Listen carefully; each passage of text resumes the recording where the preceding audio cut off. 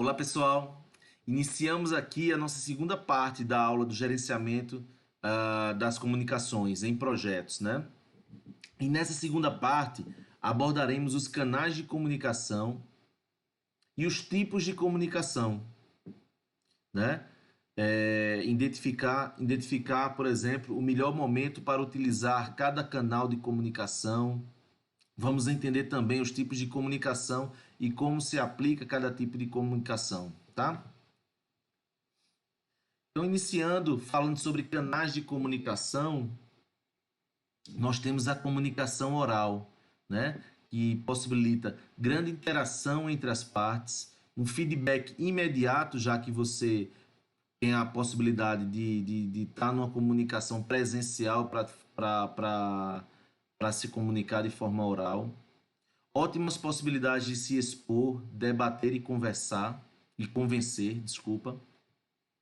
Não existe registro do que foi dito, e aqui eu abro um parênteses, se não existe registro do que foi dito porque se tratar de uma conversa, se essa comunicação, mesmo de forma oral, é, um- é, é, trouxe um acordo para o projeto, no seguinte momento, a comunicação formalize isso de alguma forma, seja através de um e-mail, seja através de uma fotografia, de alguma forma oficialize essa comunicação.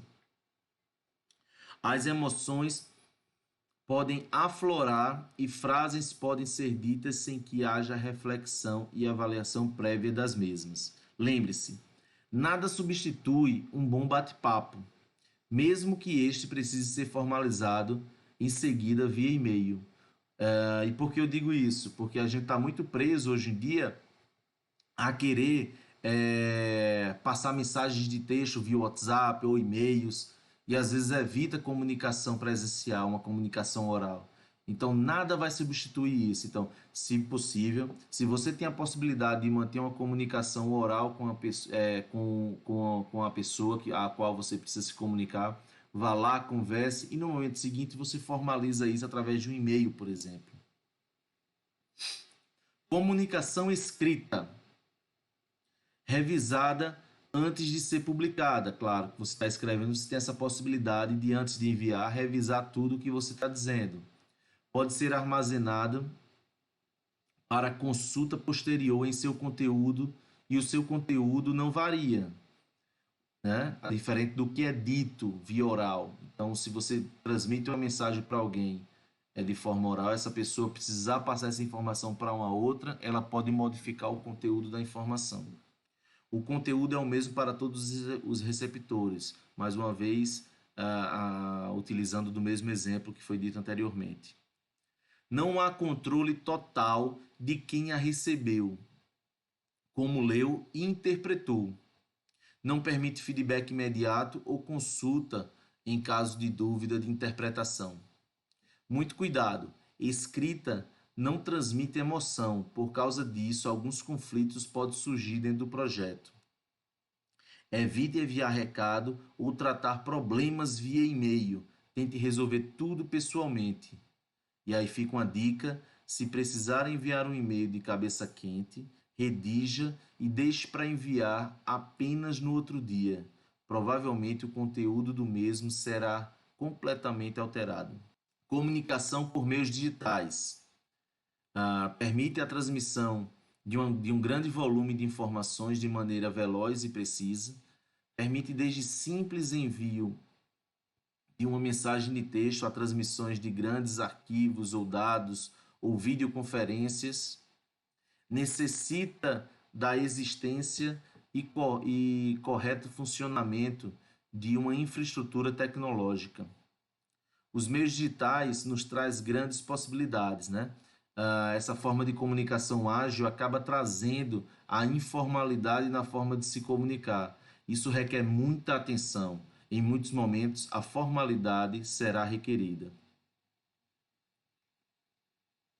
Atitudes, né? E aqui eu abro um parênteses, que é importantíssimo uma atitude diferenciada na hora de se comunicar, até porque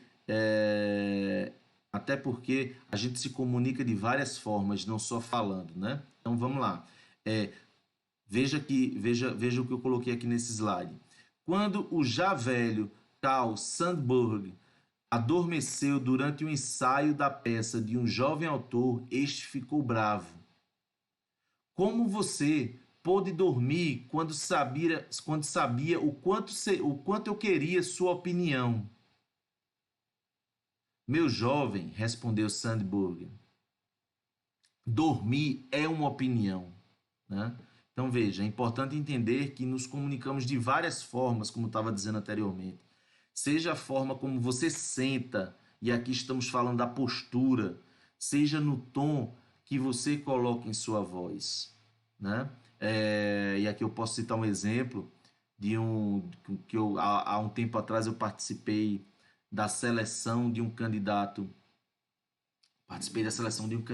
a uma função da nossa empresa, né?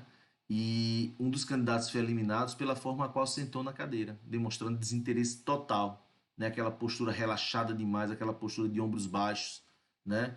Meio deitado na cadeira. Então veja como a postura é importante na hora de se comunicar. Falando um pouco sobre isso aqui não é uma regra geral, mas é uma regra que talvez tenha que ser seguida pelo menos no início do projeto, até você compreender bem as partes interessadas, né? Então veja como a comunicação se dá entre o gerente de projeto e todas as partes.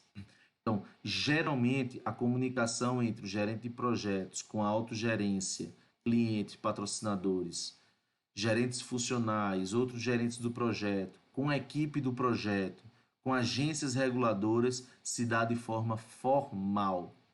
Já a comunicação entre essas partes se dá de forma informal. Um grande erro é achar que pode ser informal com alguém pelo fato de que viu alguém sendo informal com essa pessoa. O contrário também é verdadeiro. Então temos que ter muito cuidado quanto à utilização de uma linguagem formal ou informal. Uma dica que eu dou para vocês é, na dúvida, seja sempre formal, porque a formalidade não trará erro.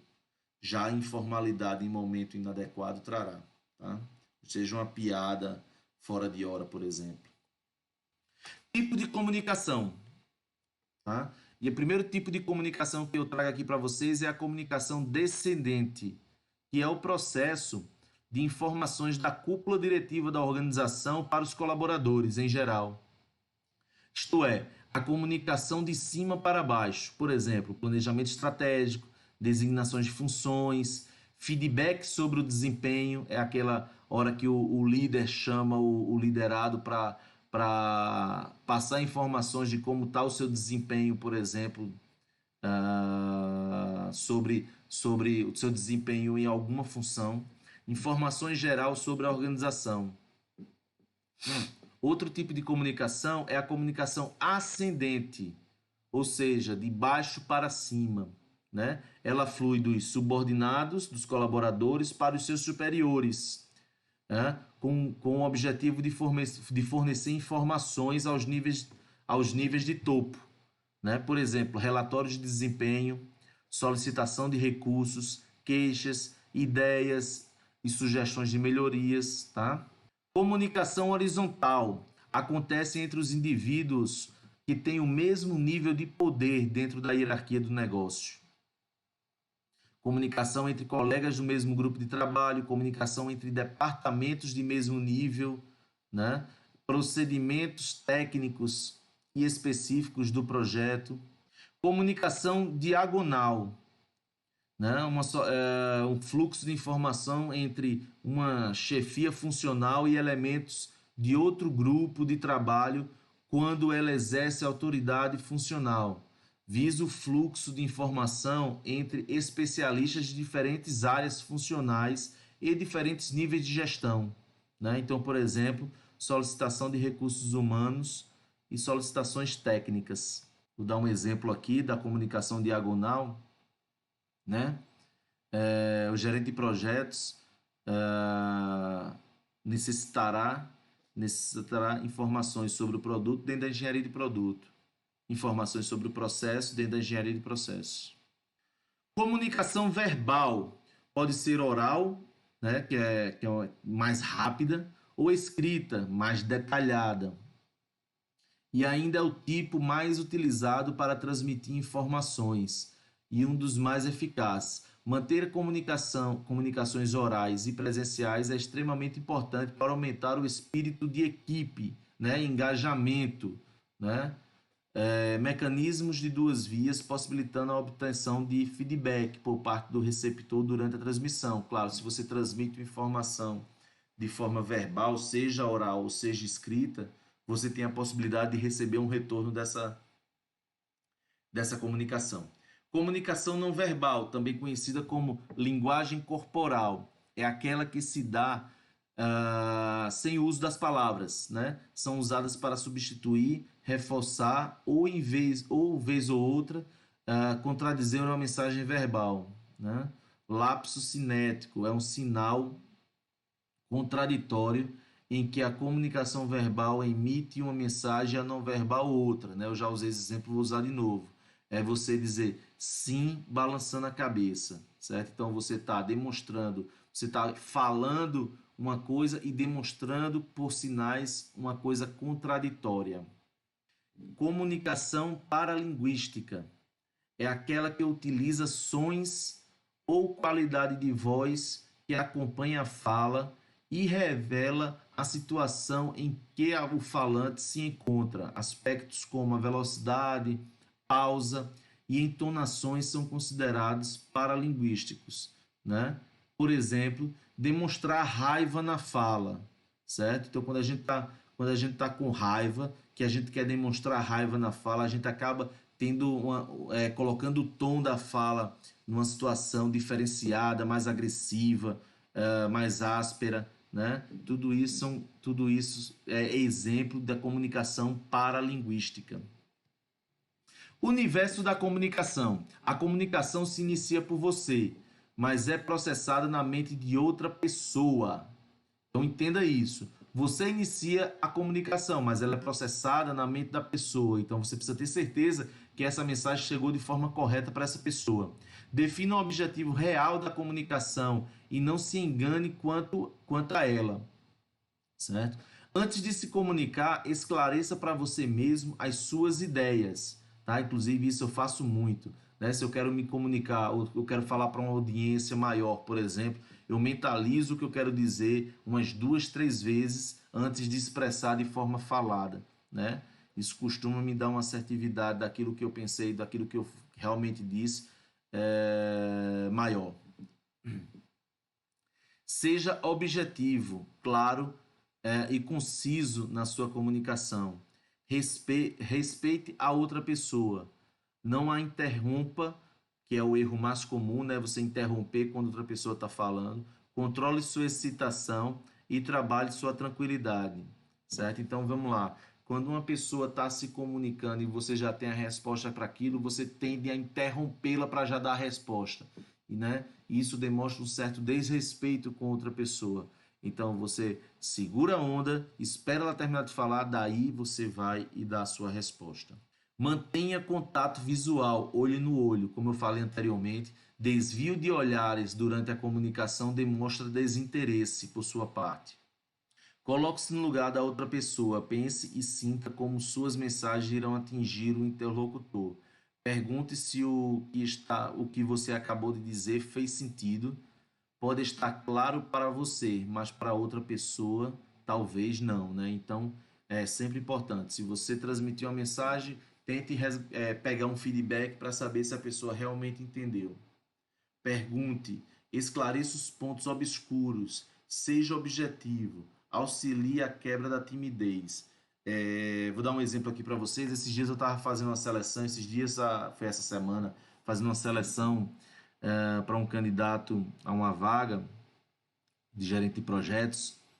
E sempre que eu inicio a entrevista, eu inicio explicando com clareza qual a função esse candidato vai desempenhar dentro da organização, qual o trabalho que será necessário ele cumprir, né? De forma clara e sempre colhendo feedbacks de tentar entender se ele de fato entendeu o que é o trabalho, tá?